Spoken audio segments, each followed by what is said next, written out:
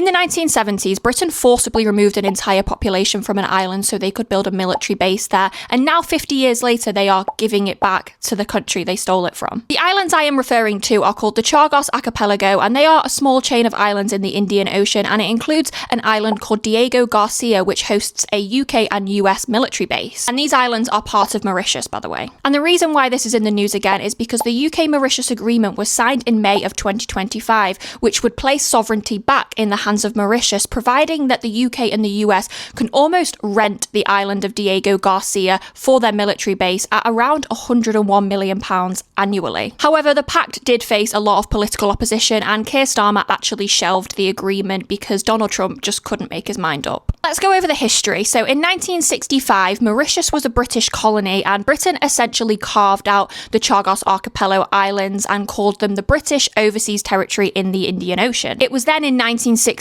that Britain let Mauritius be independent again, despite these little islands. Between 1968 and 1973, Britain forcibly removed the population of Chagosian people, around 1,500 to 2,000 people, off Diego Garcia so they could build their military base. This is widely documented, and the Human Rights Watch actually call it a colonial crime, and the Chagosian people have never been allowed to return in a meaningful way. Mauritius has argued for decades that the 1965 detachment was unlawful and unethical, and in 2019 the International Court of Justice actually agreed with them and declared that Britain's rule over those islands was unlawful. The UN General Assembly also backed this and agreed that it should end. So that legal pressure was then pushed onto the UK to get this deal into place. There are critics that believe the UK should retain these islands, and they call it a surrender of British territory and that it is unfair to give it back, and a lot of these people are actually in the Labour Party. Trump can't make his mind up to save his life, and he has gone back and forth publicly about what to do with these islands, and he has said that it is a mistake to give it back to them, and that is why it was shelved, because basically he couldn't make his mind up. Now, under Andy Burnham, there is reports that the UK is pushing for this agreement again, and Trump has now got an issue with the annual amount that they will be paying to Mauritius. Meanwhile, the Chagosian people are obviously frustrated and have been frustrated for a long time.